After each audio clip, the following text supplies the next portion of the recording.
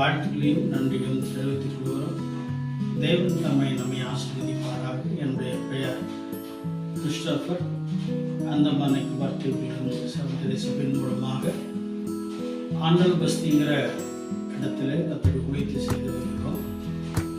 தியானத்துக்காக எடுத்துக்கொண்ட வேத பகுதி சங்கீதம் 41 சங்கீதம் 1வது வசனம் இவ்விதமாக சொல்லுகிறது: சிறுமைப்பட்டவர்கள் மேல் சிந்தையுள்ளவன் பாக்கியவான், தீங்கு நாளில் கர்த்தர் அவனை விடுவிப்பார் என்று வேதம் சொல்லுகிறது.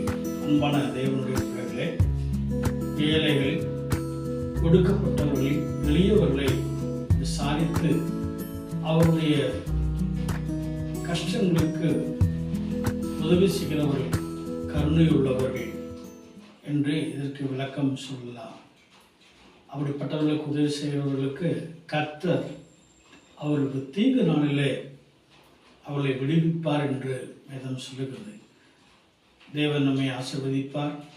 இந்த வசனத்தின்படி நம்ம சிறுமைப்பட்டவர்களுக்கு உதவி செய்வோமானால் தேவன் நம்முடைய தீங்கிலிருந்து கர்த்தர் நம்மை விடுவிப்பார் என்று வேதம் சொல்கிறது. தேவன் தாமே நம்மை ஆசீர்வதிப்பாராக. ஜெபம் செய்வோம். நல்ல ஆண்டவரே, இந்த வேத வசனங்களுக்காய் நன்றி ஆண்டவரே. வசனத்தின் மூலமாக எங்களோடு பேசினதற்காக நன்றி சுவாமி. இயேசுவின் நாமத்தில் தாழ்மையோடு ஜெபிக்கிறோம் எங்கள் நல்ல பிதாவே. ஆமென். ஆமென்.